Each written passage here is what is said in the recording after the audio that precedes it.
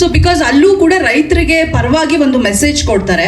So ಇಲ್ಲೂ ಕೂಡ teaser ನೋಡಿದಾಗ ಆ ರೀತಿಯಾಗಿ ಏನಾದ್ರು ಸ್ಟ್ರಾಂಗ್ ಮೆಸೇಜ್ ರವಾನೆ ಆಗಿದೆಯಾ? ಬಿಕಾಸ್ ರೈತರ ಕಷ್ಟ ಅನ್ನೋದು ಹೇಳತ್ತಿರೋದಾಗಿದೆ. ಅಲ್ಲೂ ಕೂಡ ಜಡೇಶ್ ಕೆ ಹಂಪಿ ಅವರೇ ಡೈಲಾಗ್ ರೈಟರ್ ಆಗಿರ್ತಾರೆ.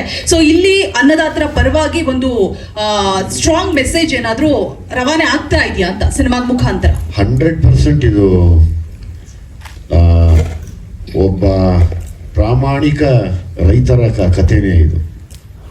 ಅವರೆಲ್ಲ ನೋವು ನರಿವುಗಳನ್ನ ಮತ್ತೆ ಇನ್ನೊಂದಷ್ಟು ಡೀಪಾಗಿ ಹೋಗಿ ಏನು ನಡೆದಿತ್ತು, ಏನು ನಡಿಬೋದಾಗಿತ್ತು, ಏನು ಆಗಬೇಕು ಅನ್ನೋದನ್ನ ತುಂಬ ವಿವರವಾಗಿ ಹೇಳಿರುವಂಥ ಒಂದು ಮುದ್ದಾದ ಕತೆ. ತುಂಬ ಮುದ್ದಾಗಿದೆ. ಇವಾಗ ರೀಸೆಂಟ್ ಆಗಿ ಕಬ್ಬು ಬೆಳೆಗಾರರು ಹೋರಾಟ ಮಾಡಿದ್ರು. ಬೆಳಗಾವಿಯಲ್ಲಿ ತುಂಬಾ ಅತಿರೇಕಕ್ಕೆ ಹೋಯ್ತು ಹೋರಾಟ ಅನ್ನುವಂಥದ್ದು.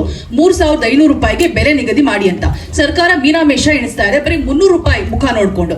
ನಾನು ಒಬ್ಬ ರೈತಾಪಿ ಕುಟುಂಬದಿಂದ ಬಂದಿರೋದಕ್ಕೆ ಕೇಳ್ತಾ ಇದೀನಿ. ಪಿಜ್ಜಾ ಬರ್ಗರ್ಗೆ ನಾವು ಬೆಲೆ ನೋಡಲ್ಲ, ಎಷ್ಟು ಕೇಳಿದ್ರು ಕೊಟ್ಬಿಟ್ಟು 500 ರೂಪಾಯಿ ಇದ್ರು ತಿಂತೀವಿ, 1000 ರೂಪಾಯಿ ಇದ್ರು ತಿಂತೀವಿ. ಬಟ್ ರೈತರಿಗೆ ಯಾಕೆ ಸಂಕಷ್ಟ ಅಂತ ಅಟ್ಲೀಸ್ಟ್ ನಿಮ್ಮ ಮೂವಿ ನೋಡಿ ಎಚ್ಚೆತ್ಕೊಳ್ಬಹುದಾ ಸರ್ಕಾರ? ಇಲ್ಲ, ತುಂಬಾ ಒಳ್ಳೆ ಪಾಯಿಂಟ್ ಮಾತಾಡಿದ್ರಿ ನೀವು.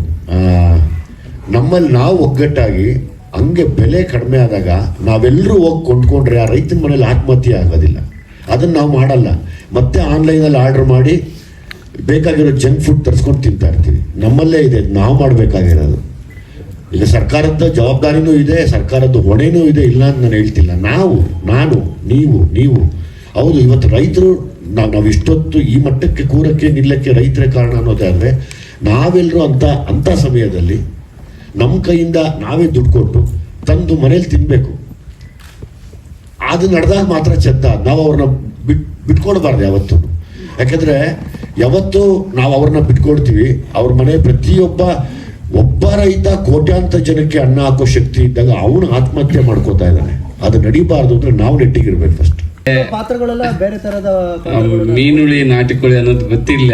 ಈ ಪಾತ್ರಕ್ಕೆ ನನಗೆ ರಾಜು ಸರ್ ಬಿಟ್ರೆ ಬೇರೆ ಹೊಳಿಲಿಲ್ಲ. ನಾನು ಬರೆಯುವಾಗಾದ್ರೆ ಏನಿತ್ತೋ ಅದಕ್ಕೋಸ್ಕರ ಅವ್ರ ಹಿಂದೆ 10 ಕರೆದು ಏನೋ ಮಾಡಿ ಅವ್ರನ್ನೇ ಕರ್ಸ್ಕೊಂಡಿದ್ದೀನಿ. ಇಲ್ಲ, ಸಿನಿಮಾ ಮಾಡೋಕ್ಕಿಂತ ಮುಂಚೆ ಹುಳಿ ಇಡ್ತಾರಲ್ಲ, ಅವ್ರ ಬಾಯಿಗೆ ಒಳ್ಳೆ ಹಸುವಿನ ಹಾಲು ಕೊಡೋಣ ಅನ್ನೋ ಆಸೆಗೋಸ್ಕರ ಮಾಡಿರೋದಷ್ಟೇ. ಯಾಕಂದ್ರೆ ಪ್ರತಿಯೊಬ್ಬ ಸ್ಟಾರ್ ಸಿನಿಮಾ ಮಾಡುವಾಗಲೂ ಆದಷ್ಟು ಹುಳಿ ಇಟ್ಟಿರ್ತಾರೆ ಅದರಲ್ಲಿ. ಆಮೇಲೆ ಅವರು ಬೇಡಮ್ಮರ ಪ್ರಶ್ನೆ ಕೇಳಿದ್ರಲ್ಲ ಕಬ್ಬಿಂದು, ಈ ಕತೆನೇ ಮೂಲ ಅದೇ. ಯಾಕಂದರೆ ಕೆಲಸಕ್ಕೆ ತಕ್ಕ ಕಾಸು ಅಂದರೆ ಅವಾಗೆಲ್ಲ ಧಾನ್ಯಗಳು ಎಕ್ಸ್ಚೇಂಜ್ ಇತ್ತು. ಕಾಸು ಬೇಕು ಅನ್ನೋದೇ ಮೊದಲನೇ ಅವರ. ಅಂದರೆ ಇವತ್ತು ಜಾಸ್ತಿ ಕಾಸು ಬೇಕು ಅನ್ನೋದು ಹೋರಾಟ ನಡೀತಿದೆ. ಈ ಸಿನಿಮಾ ಇರೋದು ಕಾಸು ಕೊಡಿ ಅನ್ನೋದು. ಅವಾಗೊಂದು ಕಾಸಿನ ಕ್ರಾಂತಿ ನಡೀತು. ಸೊ ಕಾಸೇ ಕೊಡ್ತಾ ಇರಲಿಲ್ಲ, ಇವಾಗ ಜಾಸ್ತಿ ಕಾಸು ಅನ್ನೋದು ಪಾಯಿಂಟ್ ಇವಾಗ. ಸೊ ಎಷ್ಟೇ ದೂರ ಹೋದ್ರೂ ಮೂಲ ಅದೇ. ಸೊ ಈ ಸಿನಿಮಾದ ಉದ್ದೇಶನೂ ಅದೇ. ಇನ್ನು ಬೇರೆ ಬೇರೆ ಆಯಾಮಗಳಿದ್ದಾವೆ. ಅದು one of the major point ನಮ್ಮ ಸಿನಿಮಾದಲ್ಲಿ.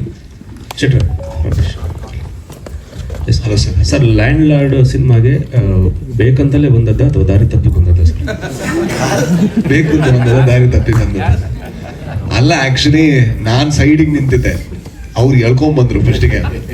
ಆಮೇಲೆ ಸರ್ ನನಗೆ ಡೇಟ್ ಇಲ್ಲ ಸರ್, ನನಗೆ ಅಷ್ಟು ನನಗೆ ಏನು ಮಾಡೋದು ಸರ್ ಹಂಗೆ ಹಿಂಗೆ ಅಂತ. ಆಮೇಲೆ ಅವರು ಒಂದು ಥ್ರೆಟನ್ ಮಾಡಿದ್ರು, ಆಮೇಲೆ ಇಮೋಷನಲ್ ಬ್ಲ್ಯಾಕ್ ಮೇಲ್ ಮಾಡಿದ್ರು. ಲಾಸ್ಟಿಗೆ ಒಬ್ಬ ನಿರ್ದೇಶಕ ಅಂದರೆ ಹಂಗಾದಾಗ ಫಸ್ಟ್ ಆಫ್ ಆಲ್ ಅಂದರೆ ಈ ಕತೆ ಪಾತ್ರದ ಬಗ್ಗೆ ಹೇಳ್ತಾ ಇಲ್ಲ, ಅದರಿಂದ ಆಗಲ್ಲ. ನನಗೆ ಆ ಟೈಮ್ ನಾನು ಇದು ಮಾಡೋಕ್ಕಾಗಿಲ್ಲ, ಅಂದರೆ ಟೈಮ್ ನನಗೆ ಮ್ಯಾನೇಜ್ ಮಾಡೋಕ್ಕೆ ಆಗ್ತಾ ಇರಲಿಲ್ಲ. ಸರ್ ನನಗೆ ಆಗಲ್ಲ ಸರ್ ಅಂತ ಹೇಳಿದ್ರು. ನಾನು ಮಾಡ್ತೀನಿ ಅಂದರು, ಟೈಮ್ ಮ್ಯಾನೇಜ್ ಮಾಡಿಲ್ಲ ಅವರು, ಬೇರೆ ಪ್ರಶ್ನೆ. ಬಟ್ ಸ್ಟಾರ್ಟ್ ಮಾಡಿದ್ರು. ಈಗ ನಾನು ಮ್ಯಾನೇಜ್ ಮಾಡ್ತಾ ಇದ್ದೀನಿ ಅಲ್ಲಿಂದ ಬಂದು. ಬಟ್ ಆದರೆ ನನಗೆ ಅದೇ ಈಗ ಮಾಡಿದಾಗ ನನ್ನ ಮೊಟ್ಟೆ ಕತೆ ನಾನೇನು ಗೊತ್ತಿಲ್ಲದೆ ಇರೋದು ಮಾಡಿದೆ. ಗರುಡ ಗಮನದಲ್ಲಿ ಮಾಡ್ಬೇಕಾದ್ರೆ ಅದು ಉಲ್ಟಾ ಆಯಿತು. ಅಂದರೆ ನಂಗೆ ಗೊತ್ತೇ ಇರಲಿಲ್ಲ ಹೆಂಗೆ ಅಪ್ರೋಚ್ ಮಾಡೋದು ಅಂತ. ಸೊ ಈ ಸಿನಿಮಾದಲ್ಲೂ ಕೂಡ ನಾನು ಮಲಯಾಳಮಲ್ಲಿ ಒಂದು ಕಡೆ ಹೋಗಿ ವಿಲನ್ ಮಾಡಿ ಬಂದಿದ್ದೀನಿ. ಬಟ್ ಇದರಲ್ಲಿ ಏನು ಮಾಡಿದ್ದೀನಿ ಅದ್ರಲ್ಲಿ ನನಗೆ ಗೊತ್ತಿರಲಿಲ್ಲ ಹೆಂಗೆ ಮಾಡೋದು ಅಂತ. So it was challenging. ಹಾಗಾಗಿ ಇದು ಮಾಡಿದ್ಮೇಲೆ ನನಗೆ ಖುಷಿ ಇದೆ. ಅಂದರೆ ಓಕೆ, ನನಗೆ ಇಲ್ಲಿ ತನಕ ನಟನಾಗಿ ನನಗೆ ಗೊತ್ತಿಲ್ಲದೆ ಇರೋದು ಮಾಡಿದ್ದೀನಿ. ಸೊ ಹೇಗೆ ಕಾಣಿಸುತ್ತೆ ಅಂತ ನೋಡಬೇಕು ಅಂತ ನಾನು ಕುತೂಹಲ ಇದೆ.